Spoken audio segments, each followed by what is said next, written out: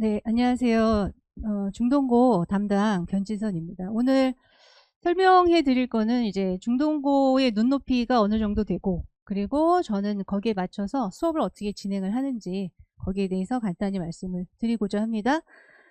수업은 수요일 날 있고요. 6시에서 이제 9시까지 3시간 수업이 마치고 나면 1시간 정도 여유가 있는데요. 그 1시간을 활용해서 이제 Q&A나 아이들 여러 가지 클리닉을 진행을 하고 있습니다. 그래서 참고해 주시고요. 자료 통합과학 보시면 여기 페이지가 있어서 이 페이지에 맞게 참고로 해주시면 좋을 것 같습니다. 우선 어렵죠. 중동고가 이렇게 쉬운 학교는 당연히 아닌데 작년에는 난이도가 조금 낮았어요. 그래서 작년 난이도 눈높이에 맞추시면 좀 안 되시고요. 재작년 이제 9등급제죠. 기본적으로 그 난이도라고 생각은 하시고 이제 접근을 하시는 게 좋을 것 같습니다. 일단 A, B, C, D 이렇게 나눴을 때 A, B에 속한 아이들이 대부분을 차지하죠. 그러니까 상위권이 너무 탄탄하고 너무 촘촘한 특성이 있습니다. 1점 차이로 거의 뭐 몇십 등이 이제 갈라질 정도로 상위권이 굉장히 튼튼한 상태인데 지필고사하고 수행평가가 이제 50대 50으로 이루어지시죠. 근데 지금은 이제 지필고사 위주로 간단하게 말씀을 드리면 물화생지 네 파트로 나뉘고요. 변별을 하는 문제는 물리랑 화학에 집중돼 있다고 보시면 됩니다. 이게 3.0에서 3.6까지 점수 분포가 있어요. 거기서 고난도라고 말하면 3.5, 3.6 정도 되는데요. 30문항 객관식입니다. 그러면 그 고난도 문항이 한 총 9문항 정도 돼요. 그러면은 그 9문항을 점수로 환산하면 한 30점 되거든요. 그러니까 100점 만점에 70점은 당연히 맞아야 되는 수준이고요. 30점에서 변별이 된다고 보시면 됩니다. 근데 실제로 아이들이 지구과학과 생명에서는 그렇게 큰 어려움이 없기 때문에 그 30점 중에서도 한 10점에서 20점, 문항수로 따지면 6문항에서 한 3문항 싸움이라고 보시면 됩니다. 제가 볼 때는 작년에는 난이도가 좀 낮았기 때문에 한 3문항 정도의 싸움에서 이제 등급이 나눴다고 보거든요. 그러니까 문항수로 따지면 한 3문제 싸움 이렇게 생각을 하시면 되겠습니다. 통합과학의 기본이 그래도 상당히 90% 이상이 나오고요. 그리고 변별을 위하는 문제가 한 10%, 제가 볼 때는 한 10% 정도가 변별이다. 문항수로 따지면 아까 한 3문항 정도 말씀드렸잖아요. 그 정도의 눈높이로 가지고 이제 지도를 하시면 될 거고요. 1컷을 잠깐 말씀을 드릴게요. 100점 만점에 이제 93, 91 정도가 이제 1학기였고요. 2학기는 85, 94. 제일 어려운 게 2학기 중간고사가 가장 어려웠습니다. 중간고사 난이도로 맞춰서 올해도 공부를 하셔야 되는 게 맞습니다. 1학기는 좀 많이 쉬웠어요. 쉬워서 선생님들이 그 등급을 나누는 데 있어서 수행에 좀 변별을 많이 주셨어요. 수행이 50이고 지필이 50이거든요. 근데 수행, 지필에서 큰 차이가 안 나니까 상위권 촘촘하다 말씀드렸잖아요. 그러니까 그걸 수행으로 변별을 하신 거예요. 그래서 중간백, 기말백, 백백 맞은 아이가 있어요. 수행에서 2점 깎였거든요. 10등으로 내려가더라고요. 1학기는 그 정도 수행에서 약간 조정을 하셨어요. 그러면 이제 원성이 자제하죠. 시험 공부를 열심히 했고 난이도 높은 걸 맞았는데 수행 그거 1, 2점 때문에 등수가 처지면 속상하잖아요. 그래서 2학기에 중간고사에 힘을 좀 주신 것 같아요. 그러니까 예전으로 돌아간 거죠. 근데 막상 해보니까 생각보다 점수가 많이 낮거든요. 그러면 이제 기말은 편안하게 가신 거죠. 1년 중에서 이 마지막 기말이 제일 쉬웠다고 보시면 됩니다. 틀린 문항수 보여드리면 2개, 3개, 4개, 2개 이 정도거든요. 아까 말씀드렸죠. 선생님들이 변별을 원하는 건 9문항 정도예요. 그러면 점수로 따지면 30점인데 막상 따져보면 3문제 싸움이거든요. 그 3문제를 확실하게 맞아줘야 등급이 확실하게 나온다고 생각하시면 됩니다. 그래서 저는 요 3번째 올해도 여기에 수준을 맞춰서 일단은 끌고 가고요. 거기에 따라서 이제 학교의 상황을 보고 거기서 약간의 업다운을 하는 편입니다. 하고자 이제 계획을 하고 있습니다. 그리고 넘어가기 전에 이제 수행 얘기를 잠깐 좀 해드리면요. 수행은 거의 다 맞아야 돼요. 다 맞는데, 객관식에서 변별이 안 되면 수행의 기준을 조금 까다롭게 하시면서 거기서 이제 등급을 나누게끔 하시는데, 아이들이 지금 오셨으니까 말씀드리지만 아이들이 너무 순진한 게요. 수행은 실험을 하고 거기에 대한 보고서 이런 걸 쓰거든요. 그러면 실험을 한 결과를 그대로 써요. 안 되는 거 아시죠? 실험에는 결과가 있고 그 결과를 통해 학습을 하는 거잖아요. 실험에는 그 오차가 있는데 그 오차를 생각 안 하고 순진하게 나 이렇게 실험했으니까 나 이렇게 써야지, 그게 감점이 돼요. 그래서 일단 수행할 때는 학습이 완전하게 돼야 됩니다. 교과 과정이 탄탄하게 지식으로 머리에 쌓여 있어야 돼요. 그리고 눈에 보이는 결과가 다를지언정 알고 있는 지식으로 쓰시는 겁니다. 수행에 하나의 팁을 드리면 이제 그런 거 말씀을 드리고요. 그러면 이제 저는 눈높이를 2학기 중간고사, 그러니까 예전 9등급제죠. 거기에 맞는 중등고 수준의 이제 수업을 하고자 이제 말씀을 드릴 수 있습니다. 하나만 보여드릴게요. 이제 변별의 그 세 문제. 이런 싸움이죠. 왼쪽이 교과 과정입니다. 이 교과 과정을 배우고 문제는 이렇게 출제하시는 거죠. 뭐 당연히 아이들이 이제 뭐 어느 정도 선행도 돼 있고 2학년, 3학년 과정에 물리화학이 어느 정도 좀 돼 있는 아이들이 많아요. 그래서 뭐 이 정도쯤이면 당연히 나오리라 예상을 하고 이제 시험을 보는데 쉽진 않아요. 쉽진 않은 문제입니다. 그래서 이런 문제를 꽤 많이 연습을 이제 시켜요. 학원에서. 근데 이제 제가 강조하고 싶은 거는 뭐 이런 거 나올 거 예상해서 당연히 연습을 시키죠. 그거는 당연한 얘기고요. 어떻게 하는지가 중요하죠. 그럼 어떻게 시킬 것이냐. 특히 이런 것들이 물리화학에 집중이 되는데요. 핵심은 풀이법에 있습니다. 문제는 장황해 보이고 꽤 어렵게 보여도요. 결국에는 이거 세 줄 알면 이거 끝나는 문제예요. 여기 보시면 뭐 6대 9 이렇게 돼 있거든요. 그럼 반비례해서 3대 2. B가 3이고 A가 2인 거예요. 이걸 아는 학생들은 이거는 그냥 스쳐 지나가는 문제죠. 근데 이 풀이법이 아니라 단순하게 양으로 승부하려고 하면 안 돼요. 이런 문제가 나오고 이런 스타일이 나오니까 그냥 이런 걸 풀면 되겠지. 아, 시간 내에 하기 힘듭니다. 어쨌든 선생님들은 9문제를 노리고 문제를 내시는 거예요. 그런데 제가 보기에 등급을 나눌 때는 3문제 싸움이다. 이거는 그 3문제에 들어가면 안 되는 거죠.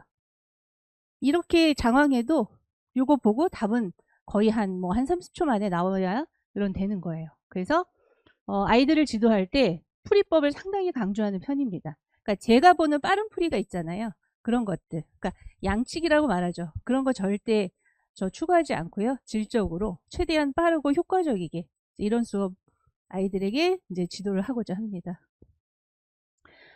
그냥 출처만 보여드릴게요.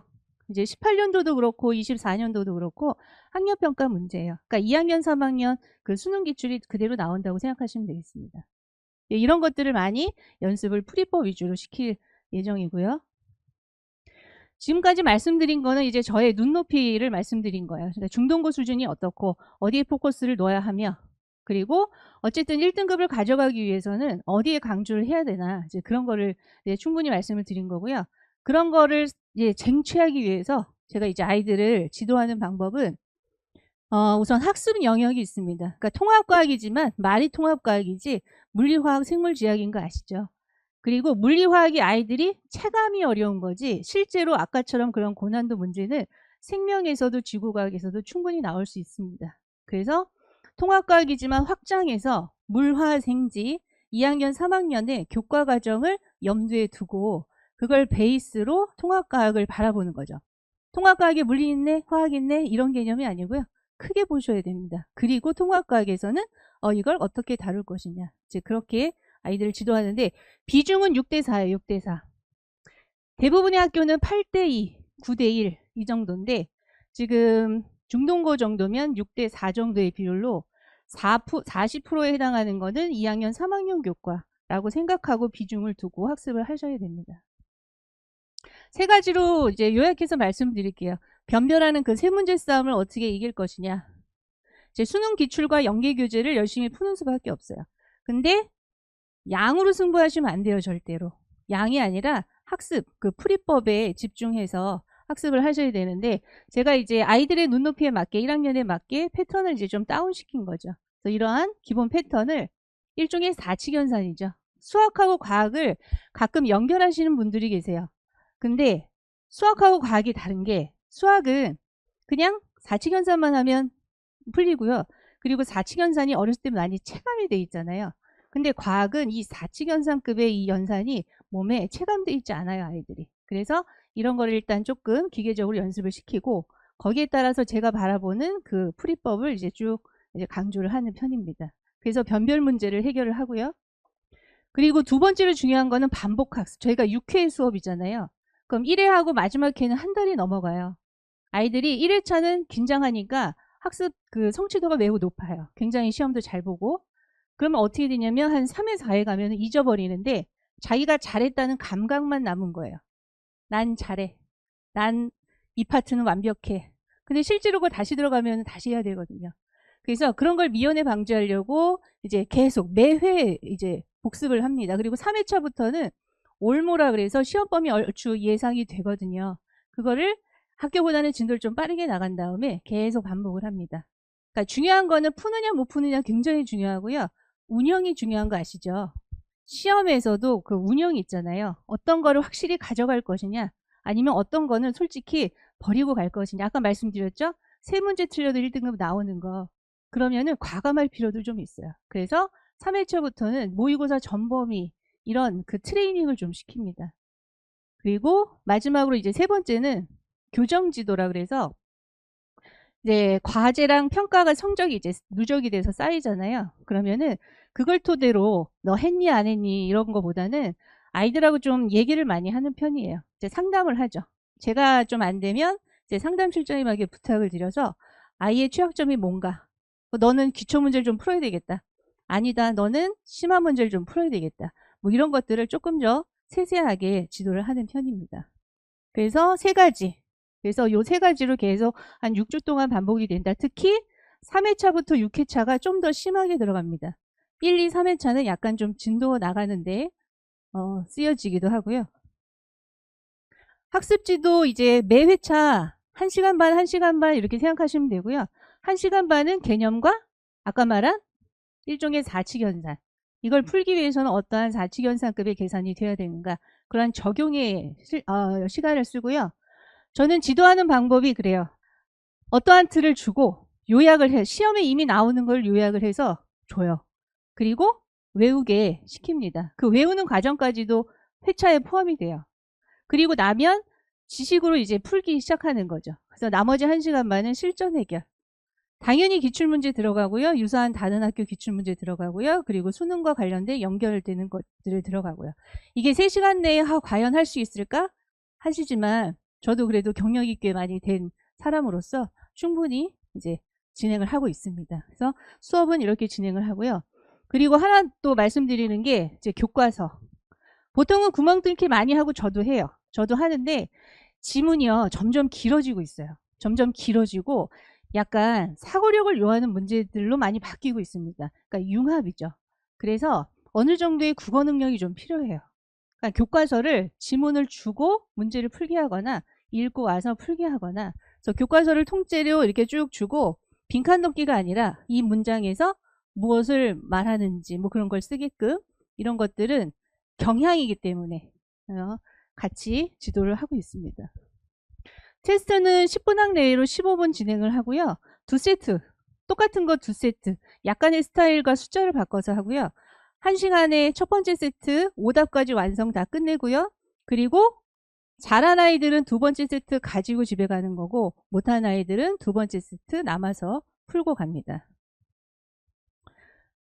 과제는 교과서 확인, 실전 자료 이건 당연히 들어가는데 N제는 기출문제예요. N제는 기출문제, 그러니까 눈높이를 보라는 거고요. S제가 이제 심화 문제예요. S제는요. 수능 기출 아까 연기 문제 보셨죠? 2학년, 3학년 거 생투, 물투 이런 거 어쨌든 S제에 다 들어갑니다. 근데요. 양이 너무 많아요. 제가 봐도 제공은 하는데 이거를 매주 풀어라 좀 힘듭니다. 그래서 여기서도 60문제를 뽑아서 이 60문제만 해도 학교 시험은 100점 나오게를 목표로 60문제를 20문항씩 3세트 만들어서 이제 하는데 우리가 수업하면 이 사이에 6일이 걸리거든요. 매일 하는 건 욕심이라고 봅니다. 그리고 국어, 수학, 영어 꽤 많은 시간이 들어가고요. 특히 국어, 영어 어렵죠. 그래서 과학은 효율적으로 3세트라는 거는 기억 선명할 때 2세트 정도 하시고요. 그리고 그냥 잊어요. 잊고 있다가 수업 전에 1세트. 그래서 요 60문제만 알짜로 풀어도 상중하 다 들어있고요. 고난도 다 들어있고. 그래서 이렇게 최소한 60문제만 풀어도 확실하게 할 수 있게 이런 지도 방법을 활용하는 편입니다. 생각외로 효율이 많이 좋은 편입니다. 학생관리 4가지 말씀드릴게요. 확인평가, 그 다음에 교정지도, 수준별 자료 있고요. 기초가 약한 아이들은 베이직이라 그래서 NG, SG 말고 BG 한 번 더 들어갈 건데 Q&A만 마지막으로 말씀드릴게요. Q&A가 현장지도 당연히 합니다. 근데 3시간에 가급적 모든 걸 마스터하는 거를 원해요. 3시간에 충분히 모든 게 해결이 되고 집에 가서는 기억만 다지는 정도. 이제 그렇게 해도 점수가 나와야 되는 게 정상이라고 저는 봅니다. 그게 이제 추구하는 반대, 집에서 공부하다 보면은 이제 안 되는 게 있죠. 그러면 이제 온라인으로 아이들이 저한테 이렇게 보내요. 그러면은 그림도 그리고 문자도 보내고 해서 하는데 꽤 효율적입니다. 요즘 아이들은 이런 온라인에 그래도 익숙해져 있어서 성취도가 상당히 높은 편입니다. 그래도 안 되면 부르기는 해요. 그러니까 현장 지도를 안 하는 게 아니라 저는 조교가 아니라 제가 100명이든 몇 명이든 다 제가 혼자 하거든요. 그러면은 뭐 현장 지도도 병행하면서 그렇게 Q&A는 진행을 하고 있습니다. 예, 마지막으로 정말 마지막인데요. 이제 아이들이 저에 대한 평가.